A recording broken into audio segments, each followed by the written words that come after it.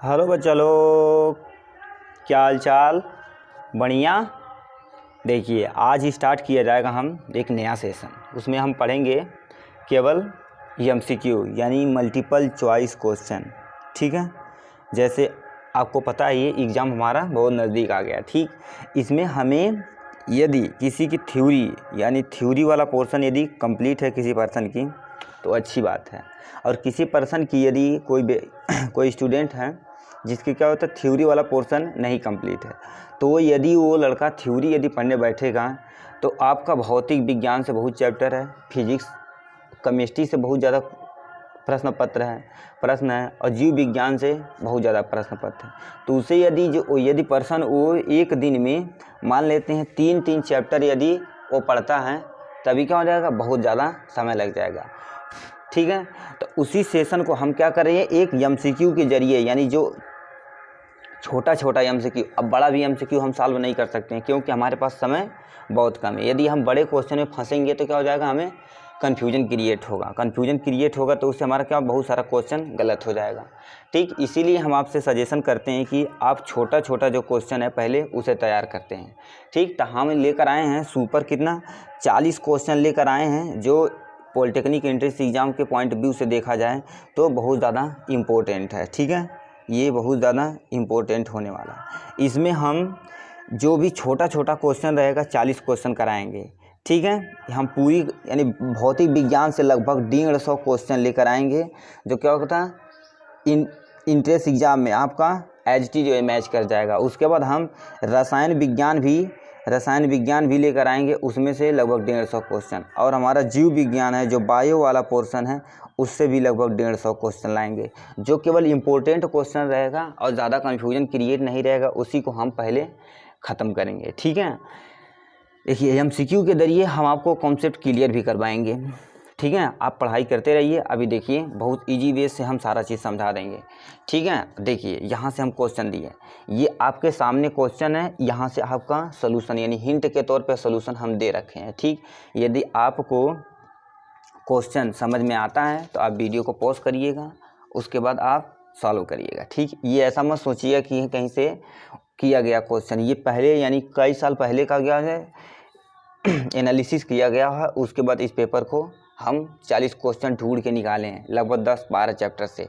ठीक, उसके बाद हम अगेन दोबारा लगभग इतना ही क्वेश्चन लेकर आएंगे, और एग्ज़ाम में जाते जाते बहुत सारा कॉन्सेप्ट क्लियर हम एमसीक्यू के जरिए ही बहुत सारा कर लेंगे। ठीक, अब थ्योरी कृपया करके हमारे बाबू अब मत पढ़िएगा। ठीक है, क्योंकि अब इंट्रेंस एग्ज़ाम आ गया है तो हम जितना ज़्यादा एमसीक्यू लगाएंगे उतना ज़्यादा हमारे लिए बेनिफिट है।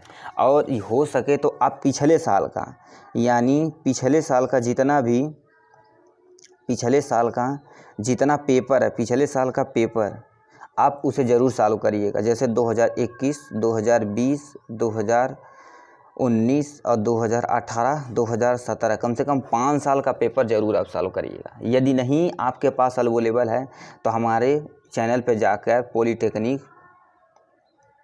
पॉलिटेक्निक हाई पर सारा चीज़ आप दे सकते हैं। हर एक यानी पेपर यानी ईयर वाइज यानी हर एक साल का फिजिक्स केमिस्ट्री बायो का हम पीडीएफ प्लेलिस्ट बना कर रख दिए हैं, सॉल्यूशन के साथ आप वहां से देख सकते हैं। ये पिछले साल का पेपर आप ज़रूर सॉल्व करिएगा, इससे आपको कॉन्फिडेंस मिलेगा कि किस तरह से क्वेश्चन एग्ज़ाम में पूछता है।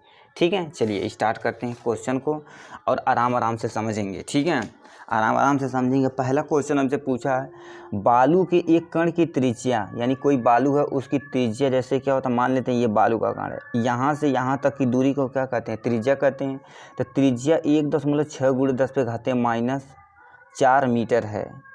इस कण की त्रिज्या एंगस्ट्रांग में बतानी, तो एक एंगस्ट्रांग बराबर 10⁻⁻ कितना होता है, -10 होता है। देखिए एक एंगस्ट्रांग बराबर 10⁻⁻ -10 मीटर होता है। ठीक है, तो हमें 1.6 × 10⁻⁴ मीटर दे रखा है, तो इसे हम किस में कन्वर्ट कर लेंगे, यानी 1.6 × 10⁻⁴ बटे एंगस्ट्रांग करेंगे तो जितना आंसर आएगा वो हमारे किस में आएगा, एंगस्ट्रांग में आएगा। तो 1.6 और ये 10, ये -10 ऊपर जाएगा तो माइनस क्या हो जाएगा, ये माइनस है ऊपर जाएगा तो प्लस हो जाएगा। तो प्लस और यानी माइनस, यहाँ से -4 हो जाएगा और यहाँ से -4 ये घात वाला है, और यहाँ से हमारा +6 हो जाएगा। तो कितना आ जाएगा, यहाँ 10, ठीक है 10, तो हमारा कितना आ जाएगा 6 आंसर प्लस के साथ आ जाएगा। तो हमारा 1.6 गुणे 10 पे घाते 6 एंगस्ट्रांग होता है। तो ऑप्शन कहीं दिया है, आपका ये ऑप्शन सत्य है, ठीक है सही है। देखिए ये सोल्यूशन है, हम थोड़ा थोड़ा ज़रूर हिंट देंगे, आप केवल समझते रहिएगा, आपको ज़्यादा बेनिफिट मिलेगा, मगर आपको थोड़ा सा स्ट्रगल यानी मेहनत करना पड़ेगा, ठीक है। दूसरा क्वेश्चन पूछा, 1 मिनट में माइक्रो सेकेंड होते हैं, मतलब 1 मिनट में कितने माइक्रो सेकेंड होते हैं। तो 1 मिनट में हमारा कितना सेकेंड होता है, 60 सेकेंड होता है। तो 1 सेकेंड में यानी 10 पे घाते -6 सेकेंड, 6 सेकेंड बराबर 1 माइक्रो सेकेंड होता है। 1 माइक्रो सेकेंड जो होता है 10 पे घाते -6 सेकेंड से होता है। तो आप 60 सेकेंड में यानी 60 सेकेंड में 1 मिनट पूछा ना, तो 1 मिनट में कितना मिनट हो, 1 मिनट में 60 सेकेंड होते हैं। तो 60 से आप क्या करिएगा, इससे सॉल्व करिएगा, 60 यानी 10 पे घाते -6 ये वाला दिया है, तो इससे ये ऊपर जाएगा तो +6 हो जाएगा, ठीक। तो आपका बी वाला ऑप्शन कहीं यानी देखो 7 गुणे 10 पे घाते 7 माइक्रो सेकेंड, 6 गुणे 10 पे घाते 7 माइक्रो सेकेंड, 5 गुणे 10 यानी 7 गुणे 10 पे घाते 7 माइक्रो सेकेंड, 8 गुणे 7 10 पे घाते -10 पे घाते 7 माइक्रो सेकेंड। तो यानी हमारा कितना आ जाएगा, इसे यदि ऊपर ले जाएंगे तो 6 गुणे 10 पे घाते ये ऊपर जाएगा, तो यहाँ यदि पॉइंट लगेंगे तो यानी एक इससे आएगा, तो यानी ऊपर कितना हो जाएगा 7 माइक्रो सेकेंड। आपका बी वाला ऑप्शन सही है, ठीक है। अब यहाँ से 3rd नंबर क्वेश्चन क्या पूछा है, 3rd नंबर क्वेश्चन पूछा है हमसे, किसी तारे से पृथ्वी तक प्रकाश आने पर 5 वर्ष लगता है। मतलब मान लेते हैं ये आपकी पृथ्वी है, ये आपका तारा है, ठीक है। यहाँ से प्रकाश को आने में कितना जाएगा, 5 ईयर लगता है, 5 ईयर समय लगता है। तो तारे की पृथ्वी से दूरी यानी अब लेकर आएंगे 4 बराबर दूरी बटे समय। तो हमें दूरी पूछा, दूरी बराबर 4 गुणे समय हो जाएगा। तो प्रकाश की चाल कितनी होती है, 3 गुणे 10 पे घाते 8 मीटर पर सेकेंड होती है, और समय कितना 5 वर्ष। अब वर्ष को हम किस में कन्वर्ट करेंगे, सेकेंड में कन्वर्ट करेंगे ना।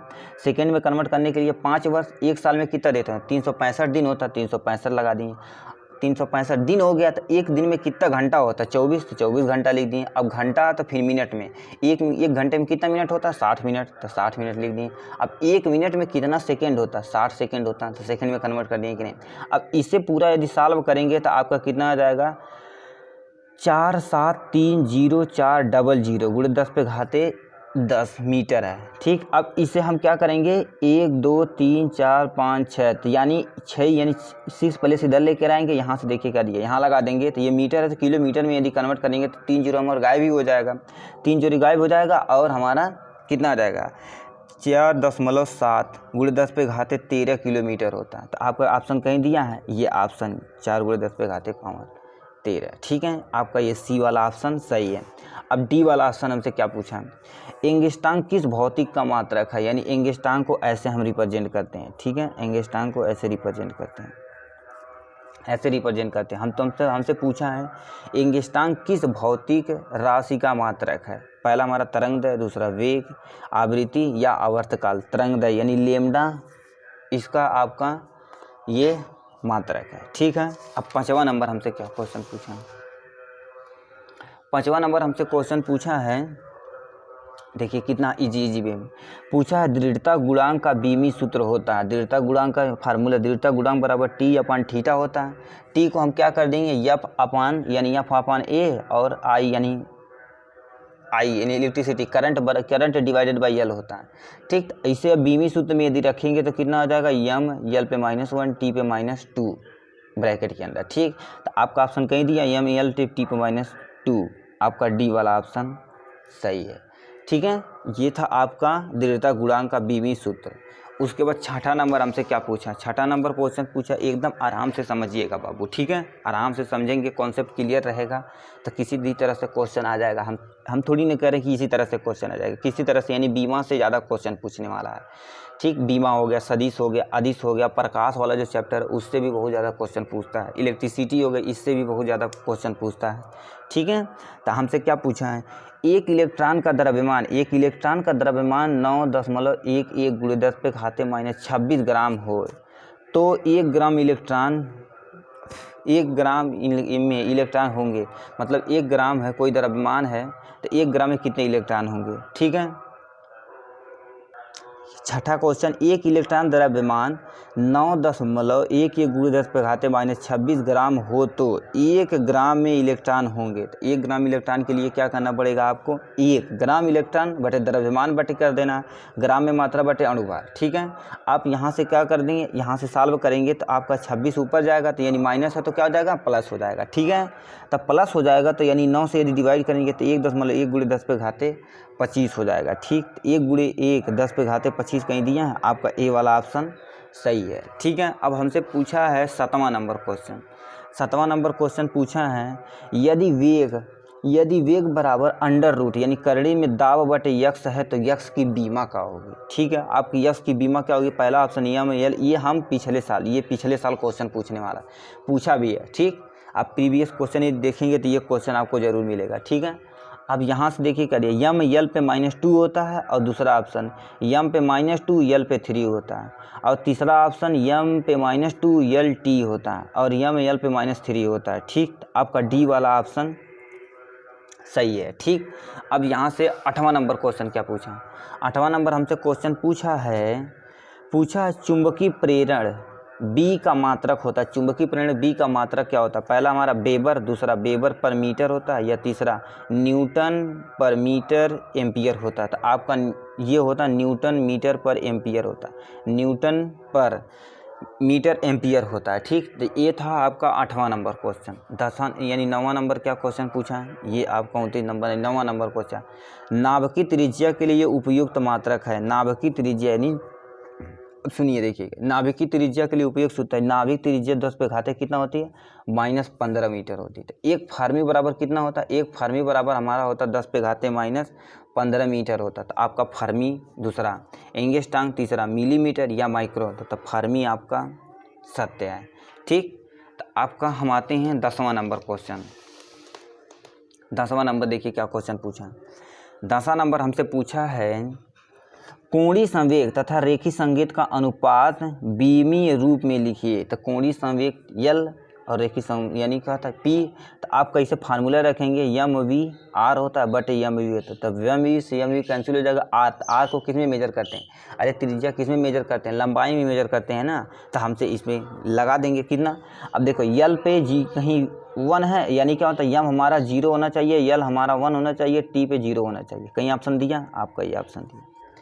ठीक है, ये आपका 10वां नंबर क्वेश्चन। 11 नंबर क्वेश्चन क्या पूछा है, 11 निम्नलिखित में से अदिश राशि कौन सी है, यानी इसमें से जो विस्थापन है, दूसरा वैद्युत क्षेत्र, तीसरा त्वरण, चौथा हमारा कार्य, इनमें से कौन सा हमारा अदिश राशि है। ठीक, अदिश राशि क्या होती है यहाँ से बता देती हैं।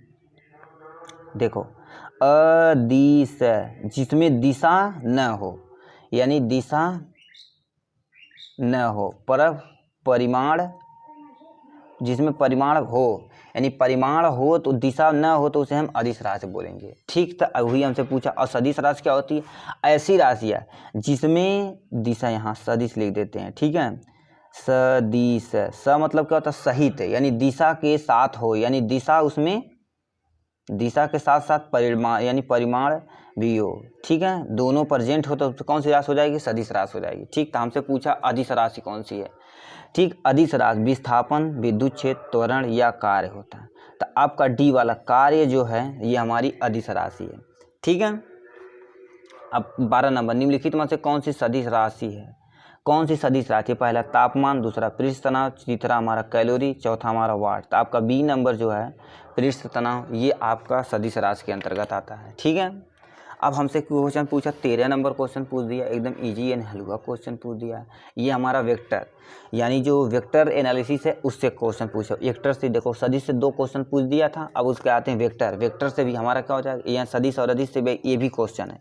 पूछा है 2 सदिश वेक्टर ए तथा वेक्टर बी के परिमाणों का गुणनफल 12 है। तो एक यानी वेक्टर ए तथा वेक्टर बी का सदिश गुणनफल 6√3 है, 6√3 है। तो ए ए सदिश यानी वेक्टर ए तथा वेक्टर बी के बीच का कोण क्या होगा। तो अब फार्मूला यहाँ से क्या होता है, vector A into vector B बराबर क्या होता है, ए बी कास थीटा होता है। तो ए बी हमें कितना दे दिया है, 12 दे दिया है, तो 12 हमने लिख दिए। ए इंटू बी यानी ए इंटू बी हमें कितना दे दिया, vector A into vector B हमें कितना दिया, 6 करड़ी में 3 दे दिया। तो कास थीटा बराबर कितना हो जाएगा, करड़ी में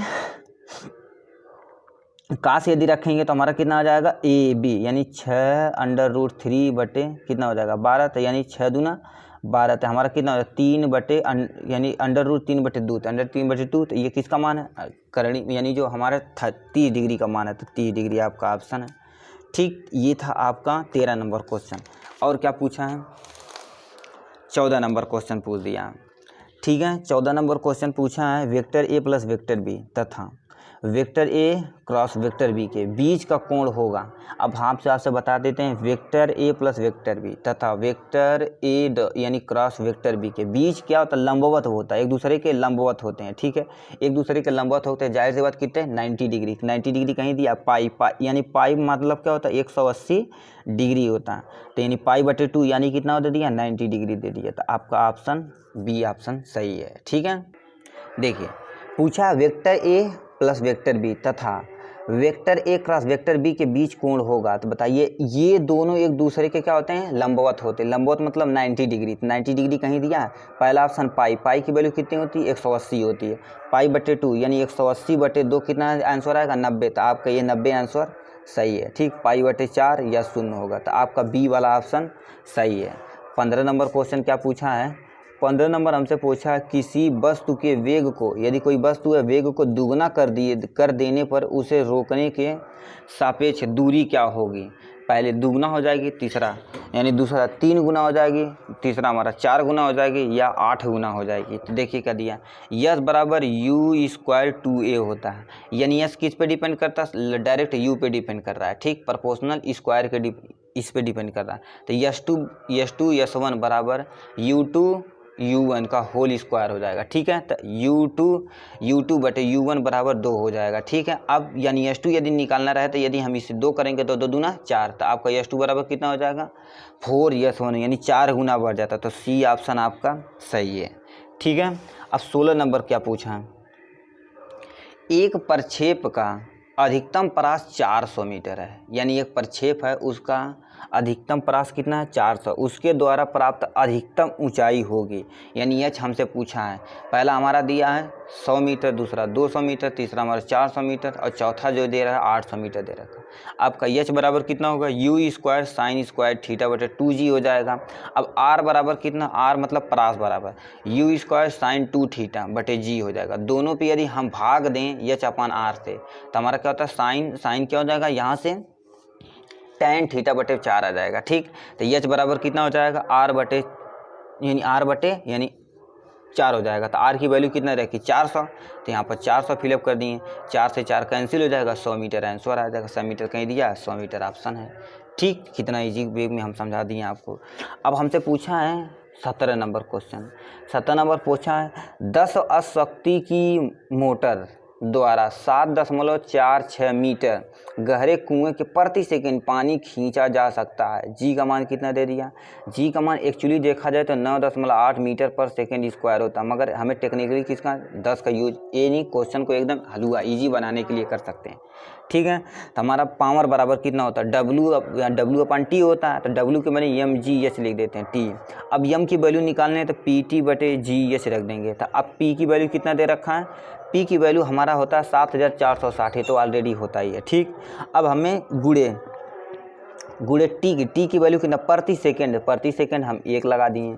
ठीक, अब उसके बाद क्या होता है जी की वैल्यू हमने 10 रख दी। एच की वैल्यू कितना दी है 7.46, इसे यदि सॉल्व करेंगे तो कितना आ जाएगा 100 किलोग्राम, यानी 100 किलोग्राम ऑप्शन ये सही है। ठीक, ये था आपका बाबू 17 नंबर क्वेश्चन। अब आते हैं हम आपके एकदम प्यारा क्वेश्चन 18 नंबर पे। ठीक, प्यारा ठीक, क्या पूछा है 18 नंबर क्वेश्चन हमसे पूछा है। 18 नंबर क्वेश्चन पूछा है हमसे 200 ग्राम के एक पत्थर को ऊर्ध्वाधर ऊपर की ओर 60 मीटर पर सेकंड के वेग से फेंका जाता है, तो 60 सेकंड बाद पत्थर की गतिज ऊर्जा हमें के की वैल्यू बतानी है। तब देखो कर दिया u बराबर कितना, v बराबर u प्लस जी टी होता है। अब g नीचे गिर रहा है, यानी नीचे पूछा है पत्थर की, यानी फेंकने पर उसके, यानी नीचे जब गिर रहा है तो बताइए क्या होता है, ये आपका g का मान माइनस होगा। ठीक है, तो v बराबर कितना होगा, u प्लस जी टी हो जाएगा। u हमें कितना दे दिया 60 माइनस 10 गुणे 7, तो ये 70 हो जाएगा। 60 तो माइनस कितना 10 मीटर पर सेकेंड रहता है। के बराबर 1/2 mv², ये गतिज ऊर्जा का फार्मूला है।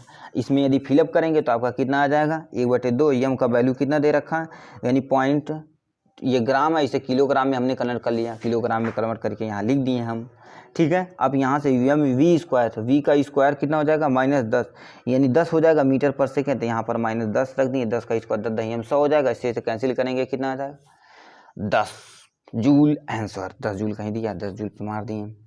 ठीक, अब हमसे क्या पूछा, एक लड़की झूलते झूलते खड़ी हो जाती है, यानी कि एक झूला है ये यानी वो खड़ी हो जाती है, ऐसे पूरे खड़ी हो जाती है, तो यानी क्या होता है, झूले का आवर्तकाल घट जाएगा या बढ़ जाएगा या अपरिवर्तित हो जाएगा या कोई नहीं होगा। यानी लंबाई यदि बढ़ेगी तो आवर्तकाल, यदि लंबाई घटाई जाएगी, अरे बाबू जैसे यहाँ से जा रही है तो लंबाई यहाँ घटेगी ना, ऐसे होगा ना, तो लंबाई यदि घटेगी तो आवर्तकाल भी घटेगा, तो घट जाएगा।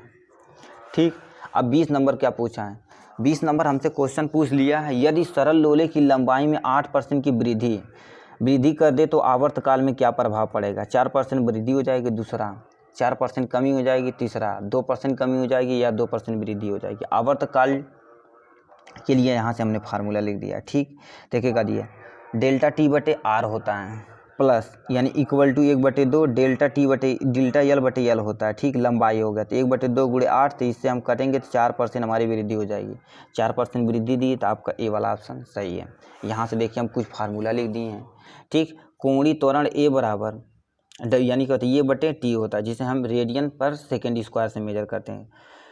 जड़त्व आघूर्ण आई बराबर mr स्क्वायर हो जाएगा, वेग बराबर विस्थापन बटे समय हो जाएगा। ये कुछ फार्मूला है। ठीक है, अब आते हैं 21 नंबर क्वेश्चन पे। 21 नंबर क्वेश्चन क्या, अब छोटा छोटा क्वेश्चन है। ठीक है, अब सॉल्व ज़्यादा नहीं आपको करना पड़ेगा, आप केवल निम्नलिखित में से किसका संपीड़िता अधिक होती है, ठोस का या द्रव का या गैस का या कोई नहीं। ये गैस की संपीड़िता सबसे अधिक होती है। ठीक, अब क्या पूछा है, किसी खींचे तार के प्रति एकांक आयतन की स्थितिज ऊर्जा होगी। पहला 1/2 यानी 1/2 प्रतिबल बटे विकृति होती है। दूसरा प्रतिबल गुणे विकृति होती है। तीसरा 1/2 गुणे यंग प्रत्यास्था गुणांक गुणे विकृत स्क्वायर होता है। ठीक है, विकृत स्क्वायर होता है, तो आपका सी वाला ऑप्शन सही है। ठीक, आपका उसके बाद 23 नंबर क्या पूछा है, किसकी प्रत्यास्था है, यानी किसकी प्रत्यास्था सबसे अधिक है। पहला ठोस का, दूसरा द्रव का, तीसरा गैस का या इनमें से कोई नहीं। तो आपका ठोस में सबसे ज़्यादा प्रत्यास्था गुण देखने को मिलता है। ठीक, अब आते हैं 24 नंबर। 24 नंबर को यह पूछा है, वर्षा की लगातार बूंदें यानी गिरती बूंदों का वेग नीचे गिरते समय क्या होता है, यानी उसका वेग घट जाता है, यानी पहला बढ़ जाता है, दूसरा घट जाता है, या सीमांत वेग बराबर रहता है, या इनमें से कोई नहीं। तो आपका सीमांत वेग होता है जो हमेशा बराबर रहता है। ठीक है, ये 24 नंबर क्वेश्चन था। 25 नंबर क्वेश्चन क्या पूछा है, 25 नंबर हमसे कुछ क्वेश्चन पूछा है, चांदी व शुद्ध जल के लिए स्पर्श कोण होता है।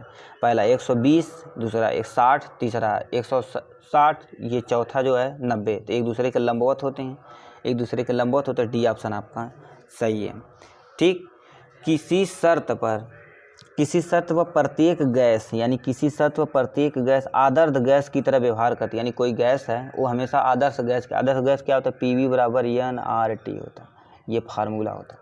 ठीक है, तो हमसे पूछा समान ताप व समान दाब पर, निम्न दाब व उच्च ताप पर। तीसरा ऑप्शन उच्च ताप व निम्न दाब पर या कोई नहीं। आप देखिएगा ये निम्न ताप पर और उच्च दाब होना चाहिए। ठीक है, ये हमारा कर दिए। उसके बाद क्या पूछा, 27 नंबर क्वेश्चन हमसे पूछ दिया है, 4 गर्म धातु जिनके रंग क्रमशः नीले, लाल, काले व सफ़ेद हैं। ठीक है, तो के ताप समान है, यानी नीला है, लाल है, काला है, सफ़ेद, ये कोई यानी मान लेते हैं गोला, ऐसे 1 2 3 4 गोला, चारों गोलों को हम क्या करते हैं, गर्म कर देते हैं। तो पूछा चारों तार ठंडे हो तो किस तार के ठंडे होने के सबसे अधिक समय लगेगा, यानी सबसे अधिक समय लगेगा। तो आपका ये पहला सफ़ेद होगा, दूसरा लाल हो जाएगा, नीला हो जाएगा या काला हो जाएगा, सफ़ेद। इसलिए गर्मी में क्या होता है, हम लोग सफ़ेद कपड़ा पहनते हैं क्योंकि ऊष्मा का अवशोषण तेज़ी से होता है, ठीक है।